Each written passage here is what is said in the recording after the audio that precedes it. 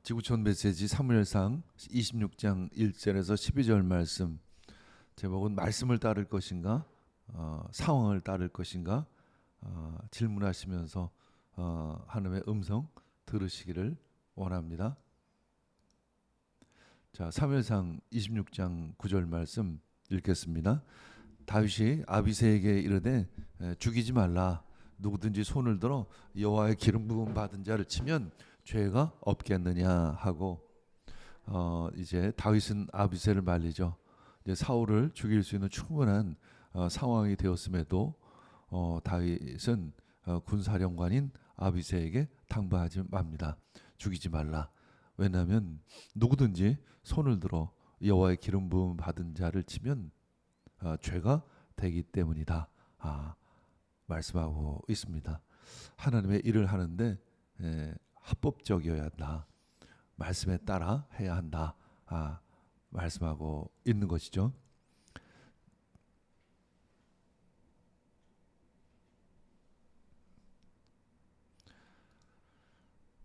자, 상황에 따라 결정하지 않고 하나님의 말씀으로 행합니다. 다윗은 엔게디 광야에서도 사울을 죽일 기회가 있었지만 그의 옷자락만을 베었습니다. 십광야에서도 이제 비슷한 일이 일어나죠. 이제 사울은 엔게디에서 자신의 잘못을 다윗에게 인정했습니다. 그런데 또 다윗이 숨어 있다는 정보를 입수하자 다시 다윗을 쫓기 시작합니다.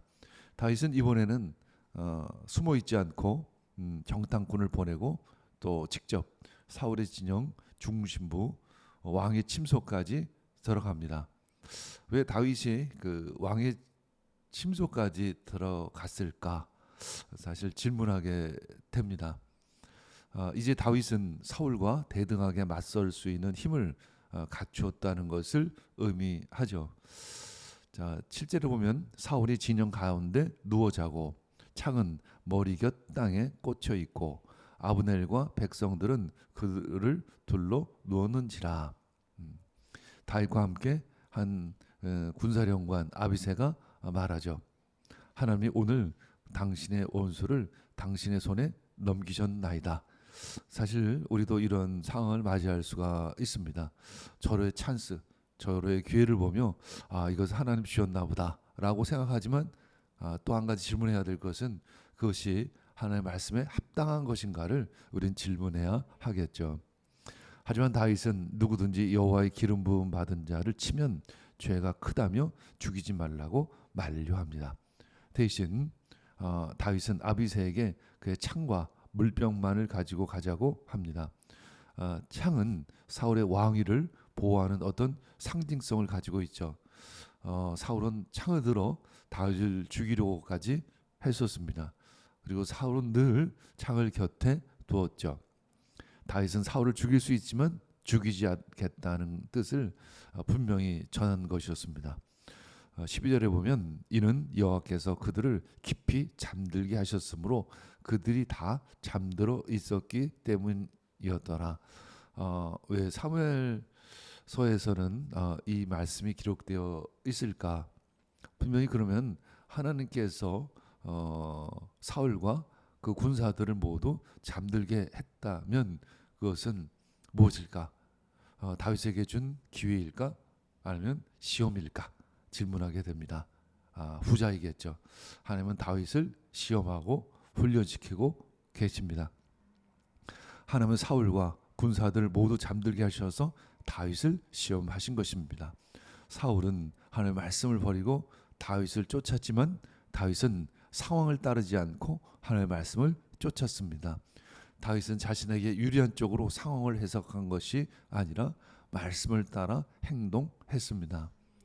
시편 105편 15절에 보면 내가 기름 부어 세운 사람에게 손을 대지 말며 나의 예언자들을 해치지 말라 하셨던 것이죠. 다윗은 끝까지 이 말씀을 붙잡고 어기지 않았습니다. 그래서 결국 다윗은 합법적으로 말씀대로 말씀에 따라 왕이 될 수 있었던 것입니다. 자, 1절부터 한 절 한 절 깊이 12절까지 묵상하겠습니다. 10사람이 기브에 와서 사울에게 이르되 가로되 다윗이 광야 앞 하길라 산에 숨지 아니하였나이까. 이렇게 누군가 10사람이죠. 10사람이 기브에 있는 사울에게 정보를 주었습니다. 2절 사울이 일어나 십황무지에서 다윗을 찾으려고 이스라엘에서 택한 사람 3,000명과 함께 십황무지로 내려갔죠. 3절 광야 앞 하길라 산 길가에 진을 친지라 다윗이 황무지에 있더니 사울이 자기를 따라 황무지로 들어옴을 깨닫고 역시 다윗도 사울이 들어온 것을 알게 되었습니다. 4절 이에 정탐꾼을 보내 사울이 과연 이런 줄을 알고, 그러니까 다윗도 사울과 그의 군사들의 동태를 수시로 파악하고 있었습니다. 이 말씀은 이제 다윗의 군사력도 상당한 수준에 있다는 것을 알 수 있죠.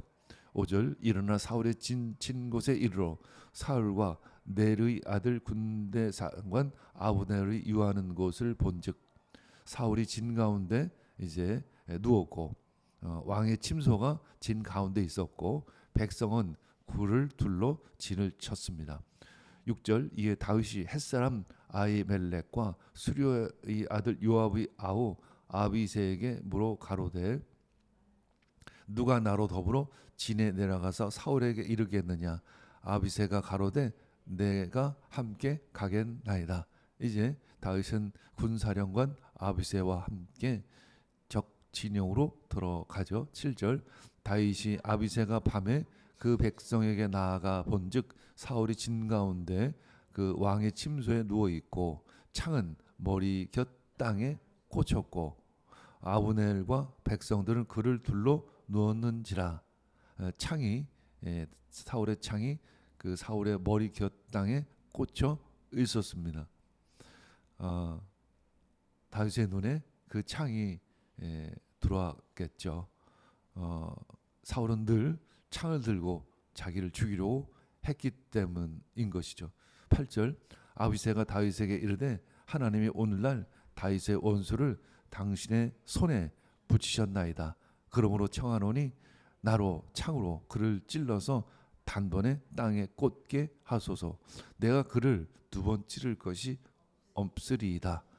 이렇게 아비새는 이 상황을 해석하고 하나님 주신 기회라고 보았던 것이죠. 9절 그러나 다윗이 아비새에게 이르되 죽이지 말라. 누구든지 손을 들어 여호와의 기름 부음 받은 자를 치면 죄가 없겠느냐. 10절 또 가로되 여호와께서 사시거니와 여호와께서 그를 치시리니 혹 죽을 날이 이르거나 혹 전쟁에 들어가서 망하리라. 이제 다윗이 마치 예언적으로 이야기하고 있습니다. 하나님께서 그를 치실 것이다.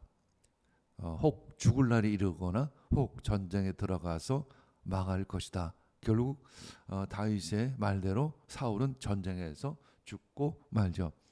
오늘 이 장면이 이제 사울과 다윗의 마지막 만남이 됩니다. 11절 내가 손을 들어 여호와의 기름 부음 받은 자를 치는 것을 여호와께서 금하시나니 너는 그의 머리 곁에 있는 창과 물병만을 가지고 가자 하고 다윗이 사울의 머리 곁에서 창과 물병을 가지고 떠나가되 깨든지 이를 보든지 알든지 하는 사람이 없었으니 이는 여호와께서 그들로 깊이 잠들게 하셨으므로 그들이 다 잠이 얻더라.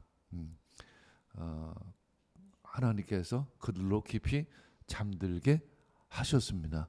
이것은 하나님께서 아담을 잠들게 하셔서 갈빗대를 취하셔서 하와를 만드셨죠. 그때 하나님께서 아담을 잠들게 했다라는 그 표현과 같은 내용 말씀입니다. 자, 하나님께서 늘 다윗과 함께 하시면서 그를 시험하시기도 하고 때로 보호하시기도 하시고 그를 훈련하시기도 하시는 그러한 모습을 우린 보게 됩니다.